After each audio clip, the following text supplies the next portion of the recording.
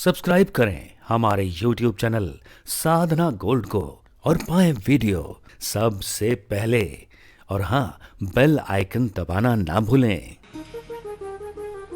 एक धोबी था, उसके पास था एक गधा। वो गधे में कपड़े रखकर धोबी घाट ले गया कपड़े धुलने के लिए।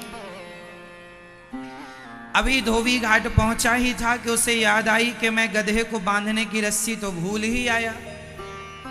अब गधे को बांधे कैसे? तो वहां से एक संत जी गुजरे और संत जी ने कहा, तुम गधे को जहां रोज बांधते थे वहां खड़े कर दो, उसके गले में झूठ मूठ का हाथ डाल दो।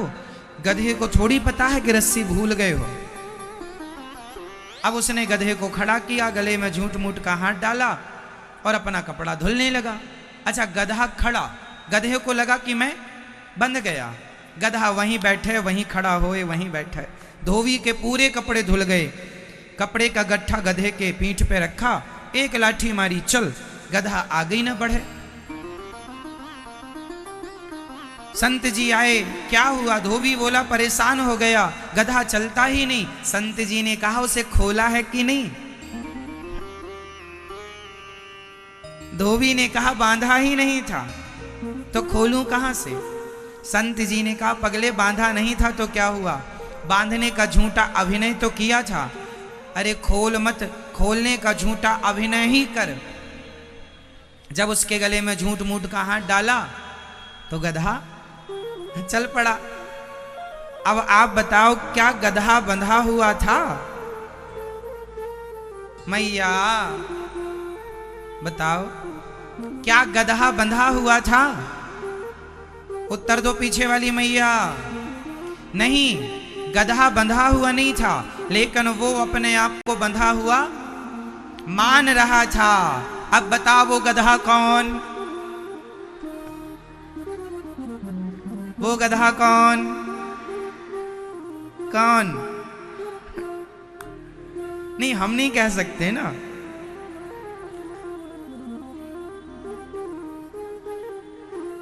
वो गधा कौन? हम। क्यों? जैसे गधा बंधा हुआ नहीं था, लेकिन उसने अपने आप को बंधा हुआ मान लिया, उसी तरह आप लोग भी बंधे हुए नहीं हैं संसार से, लेकिन सारी जिंदगी अपने आप को बंधा हुआ मानते हैं। उसी गधे की तरह हालत है। सिंपल। इसलिए कहता हूं, अपने आप को बंधा हुआ ना मानो। आप लोग कहते जिम्मेदारियों से बंधे, कोई जिम्मेदारी नहीं है हमारे ऊपर। सारी जिम्मेदारियां भगवान पूरी कर रहे हैं। हमारे करने से क्या होता है? आपके करने से क्या होता? बताओ, करने वाला कौन है? करने वाले आप हैं। अच्छा ये बताओ, आप अपने घर का काम नहीं करेंगे, आप आज यदि भोजन नहीं बनाएंगे तो क्या आपके घर में सब लोग भूखे ही रहेंगे? आप आज की आज भगवान के घर चले जाएंगे तो क्या आपके जाने के बाद आपके घर में कोई जिएगा नहीं, मर जाएंगे क्या?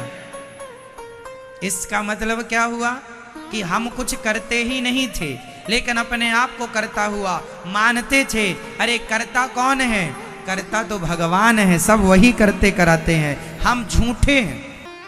इसलिए अपने आप को कभी करता नहीं मानना चाहिए। हम करते हैं, हम कुछ नहीं करते, हमारे हाथ में कुछ नहीं है। आप लोग कहते हैं जिम्मेदारी, बच्चों की जिम्मेदारी। जिस बच्चे की मां मर जाती है ना बचपन में, वो बच्चा भी पल जाता है, पढ़ जाता है, शादी विवाह हो जाता है। क्यों जी? बच्चे की, कई बच्चे ऐसे होते हैं जन्म होते ही मां मर जाती है। क्या वो बच्चे बिना मां के नहीं रह पाते?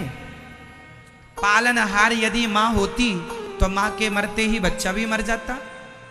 इसका मतलब पालनहार मां नहीं है, मां को भगवान ने निमित्त बनाया। तुम हो तो अच्छी बात है, बाप है तो अच्छा है, पर बिना बाप के भी बच्चे पल जाते हैं। बोलो हाँ या ना? बिना बाप के भी लोग रह लेते हैं। पर बाप हो तो अच्छा है, मां हो तो अच्छा है। पर यह ना समझा जाए कि मैं ही तेरा पालनहार हूं, मैं ना होता तो तू मर जाता। ये थिंकिंग गलत है, ये सोच गलत है। मेरे बिना भी सब था, मैं हूं तो भी सब है, और मैं नहीं होऊंगा तो भी। हाँ, मेरा इस संसार में क्या अस्तित्व है?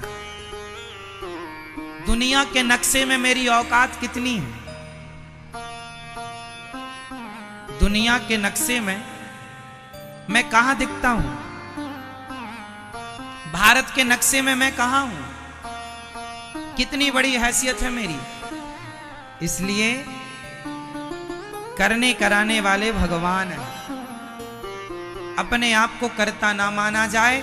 जो आप कर रहे हैं वो भगवान की मर्जी से कर रहे हैं, ये सोचकर ये भगवान का काम है, ये सोचकर काम करना चाहिए। ठाकुर जी का काम है। ये दास अनिरुद्ध जो करता है, मैं ये मानकर करता हूं कि ये भगवान का ये काम ये दास कर रहा है, ये मेरा काम नहीं है। मैं मालिक नहीं हूं किसी चीज का, ना मैं अपने अंदर मालिक वाली फीलिंग लाता।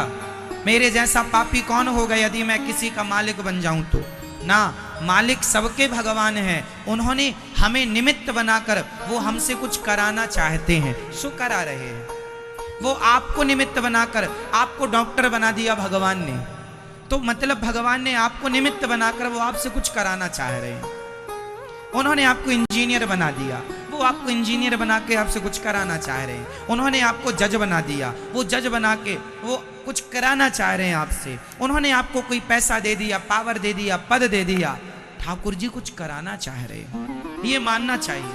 हम नहीं कर रहे हैं, भगवान करा रहे हैं।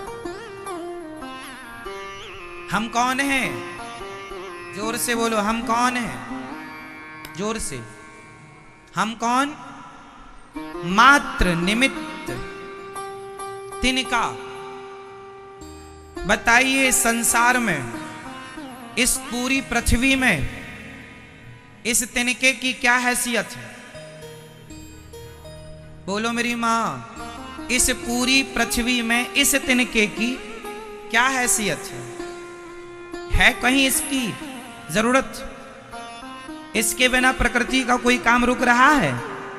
बोलो मेरी मां, इसके बिना प्रकृति का कोई काम नहीं रुक रहा है।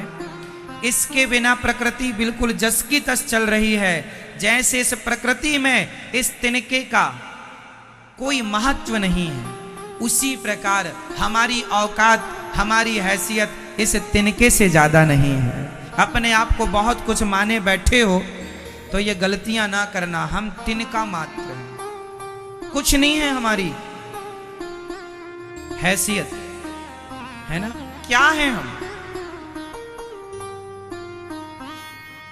तो करने कराने वाले भगवान हैं। इसलिए आप लोग कई बार टेंशन करते हैं, चिंता करते हैं, महाराज जी बेटी का विवाह कब होगा, महाराज जी बेटे का विवाह कब होगा, घर कब बनेगा, हमारी गरीबी कब जाएगी। चलो उत्तर दो, आपकी बेटी का विवाह कब होगा? बताओ।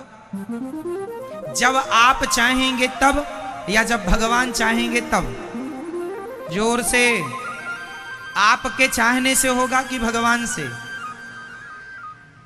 आपके बेटे का विवाह कब होगा? आपके चाहने से या भगवान के चाहने से? आपका घर कब बनेगा? आपके चाहने से या भगवान? आप तो सब चाहते हैं, आज चाहते हैं, आज के आज सब हो जाए, लेकिन आपके चाहने से कुछ नहीं होता। हुई है सोई जो राम रचि राखा। इसलिए जब सब कुछ भगवान के चाहने से होता है तो तुम केवल भगवान को चाहो और कुछ ना चाहो। उनको तुम चाहो, वो जो चाहेंगे होता रहेगा। उनकी चाह में अपनी चाह मिला दो, उनकी इच्छा में अपनी इच्छा मिला दो, बस सिंपल है। बहुत परेशान नहीं होना जीवन में। कई लोग परेशान, महाराज बड़े टेंशन में, डिप्रेशन में चल रहे हैं। क्या हुआ? बेटी का विवाह कब होगा, घर कब बनेगा, ये कब होगा?